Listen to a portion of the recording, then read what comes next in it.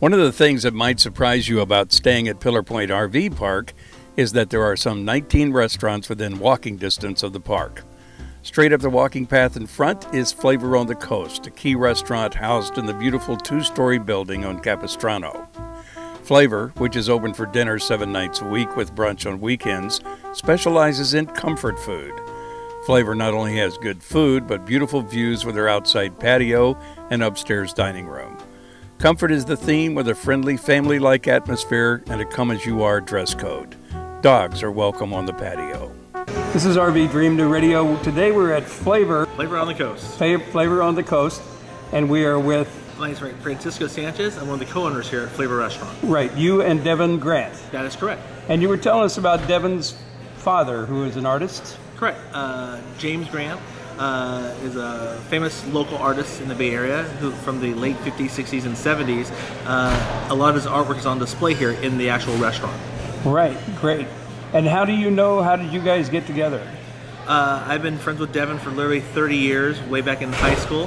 Where was that? I went to McIntyre School of the Arts, and he went to Urban in San Francisco. Okay.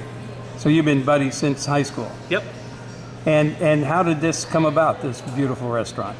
We had always been very passionate about food, growing up in families who both grew up in the Bay Area, and we used to have a lot of parties where we would cook for all our friends, and it grew and grew and grew, and our friends said, hey, can you cook for this event, for a baby shower, barbecue, and we do all the cooking for them. Cool. It grew to the point where we're doing 120, 140 people, and we thought, maybe we can do this full time, make a business out of it. We parted ways during the college years, and then we came back, and I had an idea that we could probably do this again. You went into the corporate world. I went into the corporate world, yes I did. Tell them what you did. I used to be the operations facilities manager for Trani Italian Syrups in South San Francisco.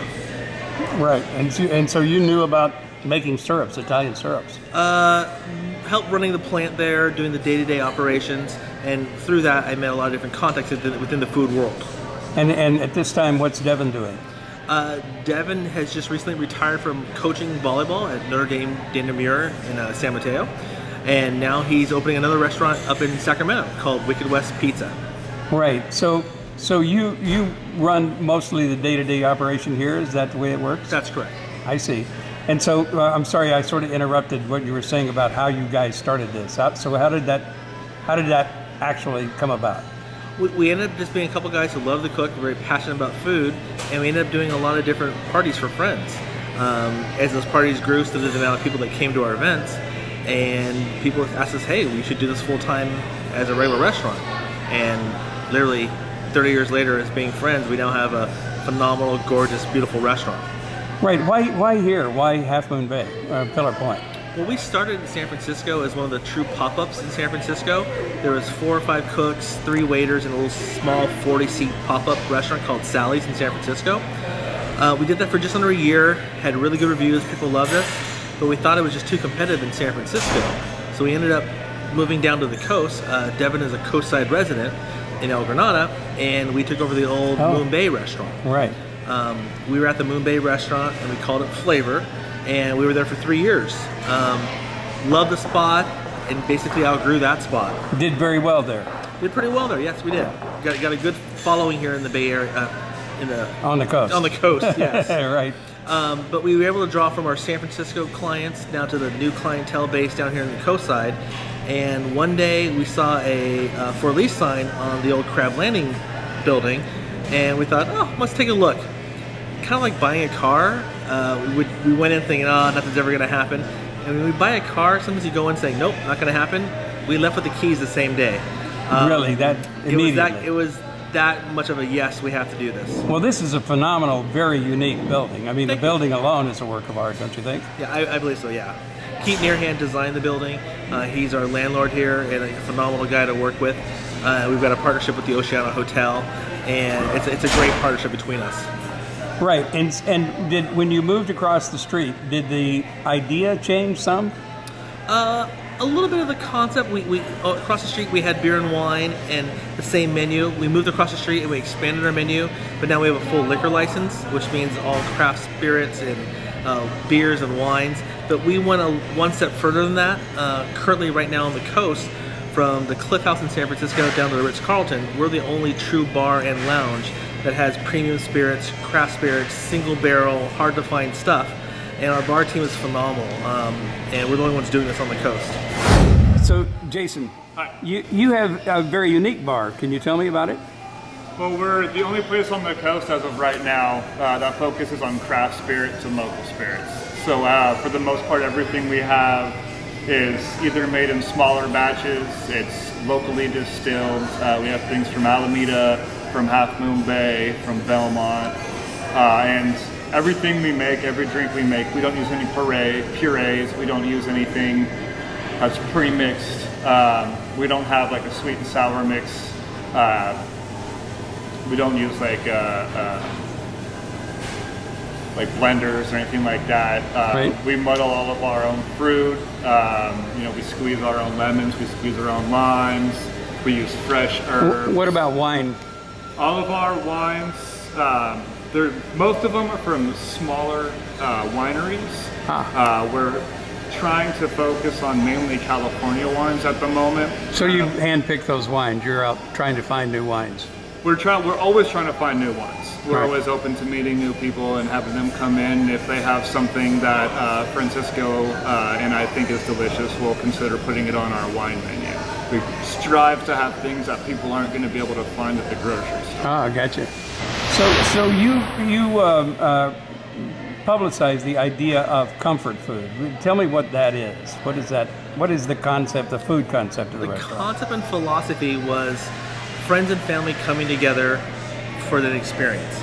We've all had mom and dad, grandpa and grandma cook for us on Sunday afternoon, Sunday evening meals, where you talk about what's happened today, what's going to happen tomorrow, and the food was kind of the afterthought. But it was sharing with family, good-sized portions, home-cooked meals, and that's what we thought we could bring down to the coast and start that over again. If you dine here, you'll notice that we do have quite a few families that come in here to dine with us twice a week, literally. And I provide good-sized portions. We make as much as we can in-house. If we can't make it in-house, I find some of my friends I've met over the years, and I source it from their restaurants, their places of business where I can get them from. And you have a pretty widespread menu too. You go from seafood to steaks to pizza. Across the board. There should be something for everybody on the menu. From a vegetarian to a vegan to a pescatarian to someone who loves steaks. We're across the street from the ocean. We have to have fresh seafood. We're in a farm belt. We have to have fresh vegetables. Right. That's very key. I don't want to go back past that too much because that's very unique here, isn't it? The fresh seafood and the fresh vegetables. It's rare, but we're lucky that we live in California, first off, and then this building is one of the last big buildings for restaurants available in Northern California.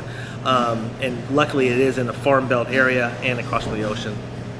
One of the things that it seems to be common knowledge that running a restaurant is one of the tougher jobs. They go out of business really fast. How did you learn to be able to do this? I will state on record, this is the hardest job known to man. Right. If you're not willing to work with your team 80 to 100 hours a week minimum, you're not going to survive. Right. We are still learning day to day. We just got done with our 1-year anniversary literally yesterday on being in this location, and we're still learning. The ebb and flow of customers that come in, trying to deal with weather, you name it, it happens with a restaurant. You have to make sure that you strive for quality for your staff and for your customers. And if you Food and service. If you build that foundation, they will come. They're not coming for my good looks. They're coming for our good food and our good cocktails. Right, and the comfort of being here. The comfort too. of being here, yes, of course. Yeah, and probably the best views on the coast. I think from the upstairs dining our room. views are phenomenal. If you're here for sunset, it's amazing. People, it's the best time. It's so quiet. Everyone's just mesmerized looking at the sunsets here. There are a lot of seafood restaurants around, but one of the things that I've noticed on your menu that you really pay attention to is steak. Everybody's always asking, where can I get a good steak? That's important to you. Me being a big guy, I like big steaks. Right. I have friends that are bigger than I am. If I don't feed them, I get in trouble. Can you eat that $65 steak? I can eat that big 3.5-pound steak. We wanted to make sure that's something for everybody here. We didn't want to say, no, we don't have that on the menu. But being on the coast, you have to have fresh seafood. Right. But I also wanted to have the other end of the spectrum, have the steaks for everybody else also. So are you basically the chef? I won't call myself the executive chef. I am the menu creator, the flavor profile head honcho, I guess you could say. But with my team and staff here, we all collaborate together. We create the food, we plate the food, we look at the size, the shape, the design of it all, and making sure those flavor profiles. And you eat the food. I definitely eat the food. Yeah. Right. So you know whether it's good or it's not Yep. good, or you're constantly trying to improve on the food. Most definitely. And does the menu change very often? The main menu does not change often. We just added some new specials to it recently, as of this February. But every night we have a seafood special, a salad special, a pizza special, and a soup special. And that allows the kitchen crew to create new items on their own also. Yeah, so they get to play with food. Isn't that part of being a chef? Almost definitely, yes. Yeah, so you also, I heard, have some special as far as being on the email list and during the months of February and maybe March? Correct. For the next 6 weeks, if you are on this email list, and you feel free to come back and sign up for it, we are doing a buy one, get one free entree on Mondays and Tuesday nights. So it's only for the next 5.5 weeks, and when we're done, but it's in appreciation to the Coast for supporting us for the last year at this location, and we hope you get to see more people in here. Now downstairs is basically the bar. Basically the bar lounge. So the dining room is upstairs. Dining room's upstairs, but we do serve food in our coastal lounge down here. So you can get my full menu down here. As long as we're open, you can get food. One of the excellent things I think that you've done is the gift shop too. Thank you. We were in the mall recently, and we decided to move the gift shop inside. People were always wondering what we had there, but it was late at night, so you couldn't get in. So we moved the gift shop inside the lounge area, and it's a great place to pick up some knickknacks, great things for your coastal beachside homes. Once again, something for everybody. Currently, you're not doing breakfast, of course, but you're not doing lunch at the moment, just dinner. Just dinners, Monday through Sunday, 7 days a week, and on the weekends we do our lunch and brunch, which are both very, very popular. Right, so you may change in the summertime for lunch? Possibly. We're thinking about it. It all depends on the demand. Great, so you're going to show us around a little bit? I can. Thank you very much, Francisco. You're welcome. Looks like the Food Network. And we have fun here. I mean, we got a big screen TV for the guys. They watch soccer here. It's, That's great.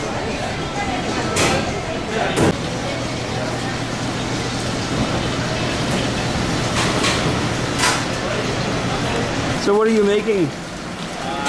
We're making the linguine pasta, the lemon one. Linguine pasta? Yeah. Oh, cool. Looks like nice With, big prawns, huh? Yeah, with prawns. Great. Little garlic, I mean, with a little bit of little garlic. lemon and butter. Yeah, lemon zest and butter, white wine. What is your name? My name is Santiago. Sangaro? Santiago, yeah. Santiago. Santiago. Nice to meet you. Nice to meet you. Right. Some white wine.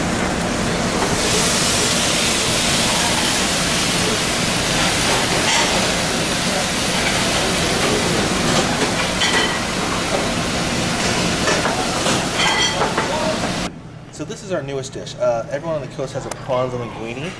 This one we decided to take it to the next level. We decided to bring in some fresh Meyer tagliarini from one of my friends who makes pasta in Berkeley. So it's fresh Meyer lemon tagliarini in a lemon butter, fresh oregano with big prawns on it, with some local microgreens on top also. And Meyer lemons are really amazing. And tell everybody what a Meyer lemon really is. It's like a combination of oranges and lemons, right? It's a subtle change in lemons, Meyer lemons. There's a little bit more soft notes of the lemon coming through, so it's a more pronounced, less acidic flavor, and it's a more neutral lemon flavor. But it's almost floral how it is. And it's just delicious. The prawns are cooked perfectly.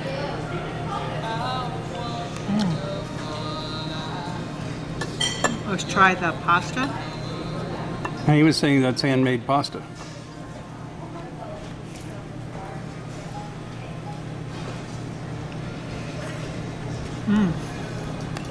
Pasta is just delicate. Doesn't leave you with a heavy feeling. It's kind of like you take a big mouthful and it's like not sitting at the bottom of your stomach. It's just so light and thin and delicious. Ah. So I saw this on the menu, I had no idea. That's huge. Is this the kind of thing you were talking about? That is our chicken pot pie. Sizable proportions? Tell me about this. We do a house-made chicken gravy. Inside you're going to have organic chicken, peas, and carrots, and you've got a buttery puff pastry top on top. So are you able to get pretty much all of your vegetables or most of your vegetables from the farms around here? We get some of the vegetables around here. I ask my produce provider to get whatever is locally or organic and available. Pricing does have to do with some of it, but most everything comes within 22 to 24 miles of the restaurant. Right. Well, this is one order, but that's enough for 2 or 3 people. Or one. Depends on whether we're talking about me or you, Yeah, right? exactly. Oh my. Oh, the flaky layers at the top. And then you've got the mushrooms and the chicken and the big cut carrots. Just fantastic. And peas, and there's a really nice gravy. And because it's in there, it's hot. Oh, Is that very better than the good. pot pies you get at the store? So these are our braised short ribs. It's served atop a polenta souffle. This dish is our #1 dish, and this helped build Flavor Restaurant to what it is today. Explain a little more about that. This dish is probably the most tender cut that we have here. We braise it for 5.5 to 6 hours in a red wine tomato confit reduction. We make our own in-house beef demi-glace. And what you see on top is called a salpicone. The salpicone is cilantro, red onion, and lemon juice, and a little couple slices of jalapeno. And what happens is the acidity from that combination takes away from the richness of the dish, and it's a perfect match to have. And who came up with this? This is a dish that Devin and I created literally years upon years ago, just eating a lot of short ribs. That's great. Yeah. So this really is considered like one of the key signatures of the flavor. That is my signature dish. Okay. Wait. Okay. You don't even need a knife to cut this. It is so tender. Hold it. Hold it.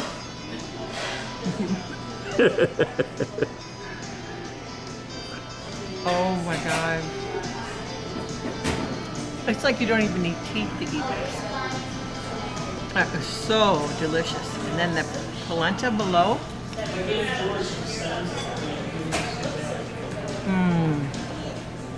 Crispy on the outside, light and creamy on the inside. Delicious. Oh, so good. And you bring in this brightness of the cilantro On the top. mini salad. And it makes for just an incredible bite. Ooh, come here. Oh.